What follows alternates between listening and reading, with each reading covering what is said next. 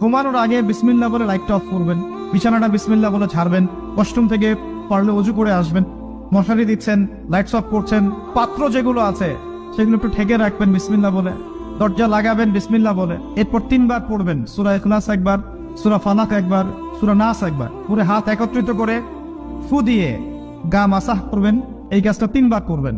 একবার আয়াতুল কুরসি পড়বেন সূরা বাকারার 255 নম্বর আয়াত, এরপর সূরা বাকারার শেষের 3টা আয়াত পড়বেন, লিল্লাহি মা ফিস সামাওয়াতি এখান থেকে ফানসুরনা আলাল কওমিল কাফিরিন পর্যন্ত। তারপর ডান কাতে পাশ ফিরবেন, বলবেন আল্লাহুম্মা বিইসমিকা আমুতু ওয়া আহইয়া। হাত নিবেন, হাতে গুনতে থাকবেন সুবহানাল্লাহ 33 বার, আলহামদুলিল্লাহ 33 বার, আল্লাহু আকবার 34 বার, ঘুমিয়ে যাবেন।